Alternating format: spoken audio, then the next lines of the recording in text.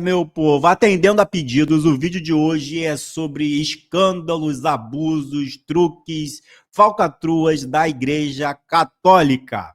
Bom, eu resolvi fazer esse vídeo, quem me acompanha aqui já viu que eu já desmascarei cigana, que faz búzios, baralho, que vai trazer a pessoa amada, vários místicos, já desmascarei médium, que faz carta psicografada com informações do Facebook.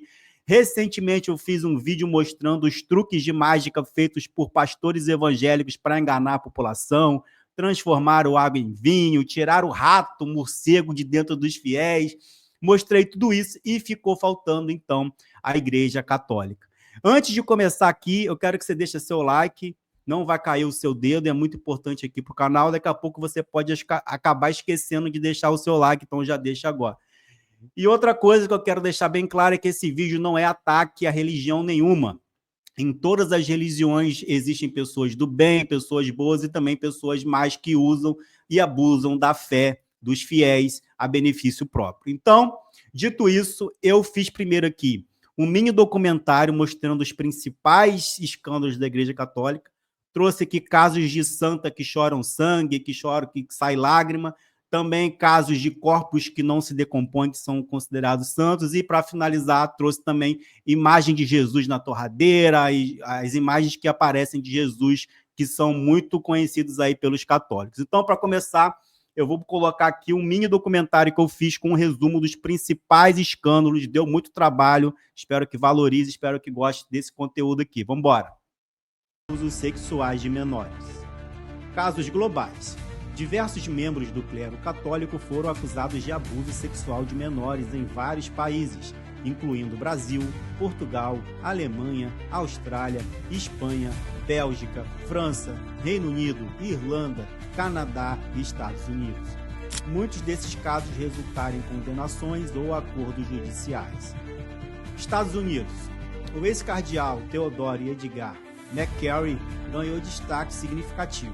Em 2018, McCarry foi acusado de abusar sexualmente de menores e adultos seminaristas. Após investigações, ele foi considerado culpado e laicizado em 2019, tornando-se uma das figuras de mais alto escalão a enfrentar tal punição. Em Portugal, em 2023, a Comissão Independente para Estudos dos Abusos Sexuais contra Crianças nas Igrejas Católicas Portuguesas divulgou um relatório identificando pelo menos 4.815 vítimas desde 1950. A maioria dos abusadores eram homens, principalmente padres. Os abusos ocorreram em seminários, igrejas e escolas católicas. Fraudes e desvios de verbas. Banco do Vaticano. A instituição para obras religiosas, conhecido como Banco do Vaticano, esteve envolvido em diversos escândalos financeiros. Na década de 1980, o banco foi associado ao colapso do Banco Ambrosiano, levantando suspeitas de lavagem de dinheiro e má gestão financeira. Caso Marcial Maciel. Fundador dos Legionários de Cristo, Marcial Maciel foi acusado de abuso sexual e desvio de fundos destinados a ordens religiosas para uso pessoal. As investigações revelaram uma rede de corrupção e encobrimento dentro da organização. Casos na Austrália. Em 2017, uma comissão de investigação revelou que 7% dos religiosos católicos australianos foram acusados de abusos sexuais a crianças entre 1950 e 2010, sem que as denúncias fossem devidamente investigadas. Encobrimento e impunidade. Na Irlanda, relatórios como o Relatório Ryan e Relatório Murphy detalharam abusos generalizados cometidos por membros da igreja e o subsequente encobrimento pelas autoridades eclesiásticas. Já nos Estados Unidos, investigações revelaram que líderes da igreja transferiram padres acusados de abusos para outras paróquias, em vez de reportá-los a autoridades civis, permitindo que os abusos continuassem. Reações e medidas da igreja. Pedidos de perdão. Líderes da igreja, incluindo o Papa Francisco, reconheceram publicamente os abusos e pediram perdão às vítimas em 2024, durante uma visita à Bélgica. O Papa afirmou que a igreja deve sentir vergonha e pedir perdão pelos abusos cometidos. Comissões independentes. Em diversos países foram estabelecidas comissões para investigar abusos, como a Comissão Independente em Portugal, que trouxe à tona milhares de casos anteriormente não revelados. Então é isso. O que mostra a história aí é que a Igreja Católica sempre foi envolvida com abusos e que muitas vezes os padres só eram transferidos de uma paróquia para outra, que eles passavam pano, abafavam as histórias para não vir a público e acabava que as vítimas ficavam aí silenciadas e não acontecia nada, nenhum padre era punido. E recentemente o Papa veio a público pedir desculpa e dizer que isso é vergonhoso e realmente é. Mas você já viu alguma história de santa chorando ou chorando sangue? Isso é bem comum na Igreja Católica. E o que aconteceu é que recentemente teve um caso desmascarado sobre isso. Ó. Foi mês passado. Se liga aqui, ó. Aqui, ó. Teste de DNA resolve enigma de Virgem Maria que chorava sangue. Ó. Exame confirmou que o sangue encontrado na estátua pertence à própria Gisela Cárdia, a dona da imagem. Fiéis abrem processos por fraude e enriquecimento ilícito. Aqui, então, essa matéria recente, ó, as supostas lágrimas de sangue de uma estátua de Virgem Maria que atrai peregrinos desde 2016, a localidade italiana de Trevignano, na verdade, coincide com o material genético da própria dona da imagem, a autoproclamada vidente Gisela Cárdia, que organizava as peregrinações. Bom, eu não vou ler aqui a matéria toda, mas é isso. Ela mesma colocava o sangue na imagem da Maria lá, que chorava sangue, e isso reunia um monte de fiéis lá atrás dela, a peregrinação. Com isso, os fiéis, obviamente, acabavam fazendo doações e ela acabou enriquecendo com essa história aí da santa que chora sangue. Mas isso aqui não é novidade. Na Igreja Católica existe muito esse negócio de chorar sangue, de imagem, e eu trouxe aqui um vídeo do Nicolas, o neuromágico. Eu já trouxe aqui, ele é o novo Padre Quevedo, ele desvenda todos esses fenômenos sobrenaturais, porque ele é mágico, então ele entende de truque, e eu trouxe aqui um vídeo do Nicolas explicando mais aí sobre as imagens que choram sangue, se liga. Coisa que é tipicamente católica são estátuas que choram.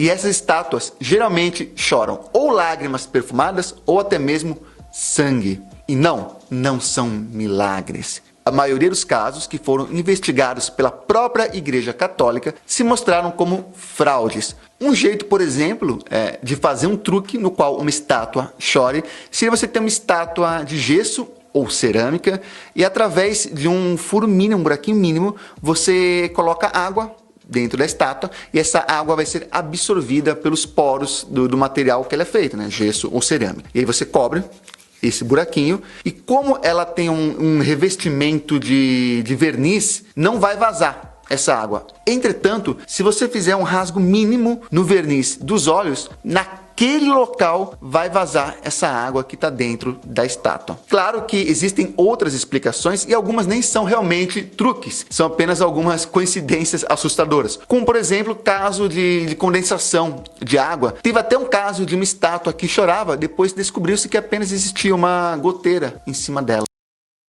Vamos ser justos, né? A Igreja Católica, eles investigam esses casos aí e eles mesmos têm interesse de desmascarar e mostrar que é truque. Diferente das igrejas evangélicas, onde alguns pastores usam propositalmente os efeitos de truque lá, de mágica, para enganar os fiéis. Os católicos não, eles vão atrás para desvendar, eles pagam para fazer exame genético, eles não querem truque dentro da igreja. E a Igreja Católica é consolidada, ela também não precisa tirar ratazanas de dentro do corpo de ninguém, porque eles já estão estabelecidos, já têm os fiéis deles, não precisam fazer isso. Então é mais difícil de ver um padre, né, fazer um truque de mágica. Eles estão mais envolvidos mesmo com caso aí de abuso sexual e desvio de verba. Mas ali o Nicolas, o neuromágico, ele falou de um caso ali de água condensada que cai e as pessoas acabam acreditando que aquilo ali é um fenômeno sobrenatural, mas é apenas uma goteira. Aí eu lembrei desse caso aqui, ó, que é lá da Índia, que estava escorrendo água do ar-condicionado dentro daquela estátua ali. Aí os indianos acreditavam que essa água era abençoada. Então todo mundo passa ali, ó, pega um copinho da água, bebe, passa a água na cabeça, e essa água aí de ar-condicionado é cheia de bactérias, né? Isso aí pode fazer mal à saúde. Só que indiano está acostumado a comer aquela comida braba de rua lá, sem higiene nenhuma, tomar essa água de ar-condicionado aí é o de menos, é igual tomar água mineral.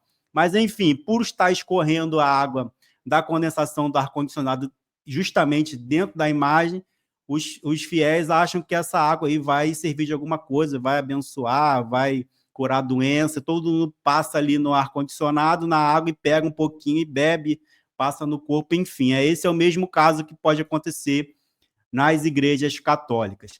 E agora, o caso do corpo que não se decompõe. O que acontece? Na Igreja Católica, muitos santos foram considerados santos porque na hora da morte, depois de morto, o corpo não se decompunha, não apodrecia. E isso considerava que aquela pessoa tinha um coração tão puro que a carne não apodrecia, e dito isso, diante disso, eles colocavam essa pessoa como santa. E o Nicolas, de novo aqui, ele tem uma explicação sobre isso, e também vou deixar aqui para vocês o vídeo dele. Santos e corruptos. Para entender o que é um santo incorrupto, primeiro temos que entender o que é um corpo incorrupto. Um corpo incorrupto é um corpo que não se decompõe depois da morte. Claro, isso sem que seja usado nenhum processo de embalsamento. É claro. E esse fato é considerado por muitos religiosos como miraculoso. O fenômeno da incorruptibilidade pode acontecer no corpo inteiro ou apenas em alguns órgãos. Em alguns casos, relatam até que o corpo chega a exalar um odor agradável. Durante séculos, a Igreja Católica defendeu que apenas os indivíduos com o coração mais puro e com fé inabalável seriam capazes de resistir à decomposição após a morte. E ter o corpo incorrupto era inclusive um dos requisitos para a canonização e a beatificação. Tanto que quando surgia algum candidato a santo, uma das partes do processo era exumar o corpo, e esse corpo deveria ser analisado por membros da igreja. Agora vamos ver alguns famosos santos incorruptos. Muito na real, o dia que inventarem o político incorrupto, eu vou achar interessante.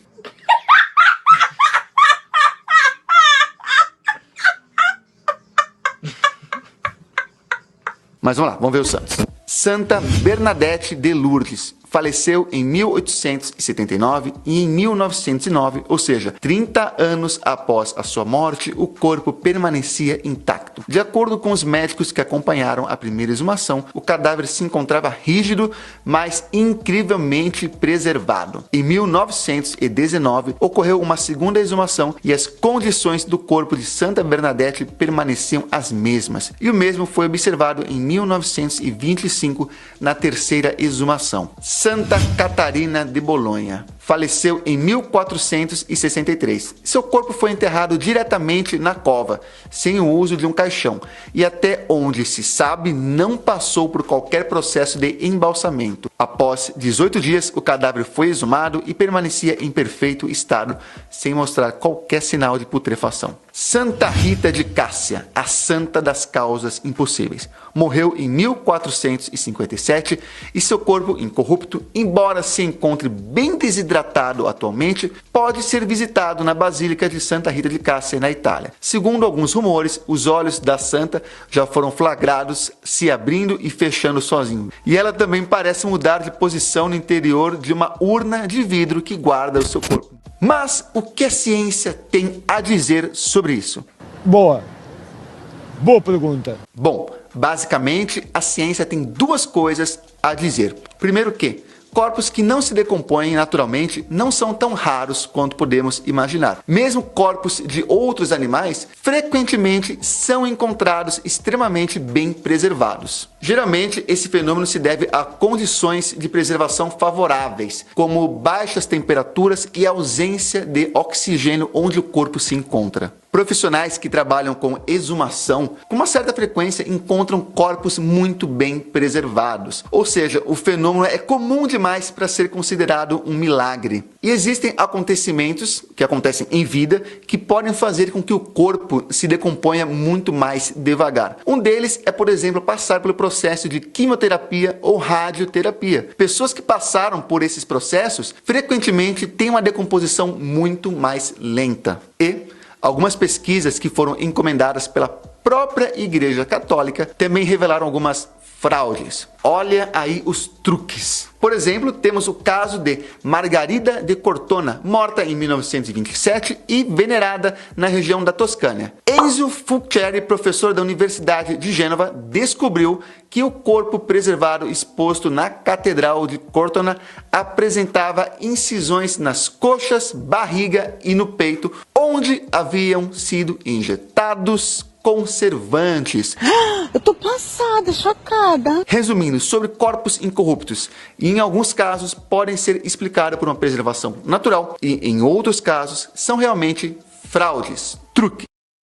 O bom da Igreja Católica é que eles mesmos vão atrás para desvendar que é truque, né? Diferente de outras religiões aí que a galera tá vendo ali que é truque e fica passando pano. Principalmente aí no espiritismo, que eu já fiz aí 9 vídeos mostrando todas as evidências das cartas serem falsificadas, serem retiradas de banco, de painéis de dados vazados na internet, e dos próprios familiares dos falecidos, tudo mostrado ali certinho, vários e vários vídeos, e ainda assim vem gente passar pano, me xingar, querer me processar, etc., porque não conseguem sair dessa fantasia do fanatismo. Já os católicos, eles vão atrás da falcatrua e eles mesmos mostram quando é. Então, um lado positivo aí para os católicos, apesar de passar pano para pedofilia. Outra coisa que eu quero falar com vocês é para se tornarem membro aqui do canal, ser um apoiador da verdade, ó. Por apenas R$ 4,99, que é menos do que você gasta no pastel de vento na feira, você contribui aqui para o canal. Eu tenho certeza que para você isso é muito pouco, mas juntando a galera, juntando vários membros, juntando todo mundo aí com R$ 4,99, acaba que ajuda aqui a pagar processo, que eu recebo processo, ajuda a pagar equipamento, softwares que eu uso aqui, porque aqui é um canal de conteúdo independente, eu falo a verdade e sofro muito também por conta disso. E para finalizar, eu vou trazer outro vídeo aqui do Nicolas e agora falando sobre as imagens de Jesus que costumam aparecer por aí, aparições de santos. O que a ciência explica nesse caso, assim? Vamos lá. E uma coisa que católicos são especialistas é em pareidolia. O fenômeno da pareidolia é a ativação da memória através dos sentidos. O mais comum é que a visão ative lembranças e as pessoas vejam elementos que lhes são familiares. As pessoas religiosas têm mais propensão a viver a pareidolia, segundo o pesquisador Péricles Maranhão Filho. Isso porque a percepção das imagens pode ser uma manifestação de fé. Resumindo, a pareidolia é aquele fenômeno que nos permite ver, por exemplo, o rosto de Jesus em uma torrada, no ferro de passar, na meia amassada e em muitos outros lugares. Então é isso, pessoal. Espero que vocês tenham gostado desse vídeo. Inscreva-se no canal, ative as notificações e continuem seguindo o conselho daquele ser que veio do céu e deixou uma mensagem positiva para todos nós. O ET Bilu. Busquem conhecimento. Busquem conhecimento, sigam também lá o Nicolas, o Neuromático, e o conteúdo dele é top demais. Bom, a minha formação religiosa é o seguinte: eu estudei em colégio católico, fiz meu ensino fundamental lá, minha família toda é católica, exceto minha mãe e minha irmã, que são evangélicas, e meu pai, que é espírita. Enfim, eu sou agnóstico, para mim, não acredito e nem desacredito em nada. O que eu tenho é um senso crítico muito forte, então eu sempre estou raciocinando sobre as coisas, o que faz sentido e o que não faz. Agora eu quero saber de você. Você tem alguma religião? Você segue alguma religião? Você gosta desse tipo de conteúdo? O que você acha sobre isso tudo? Quero saber a tua opinião. Deixa aqui nos comentários e até o próximo vídeo. Beijo, fui!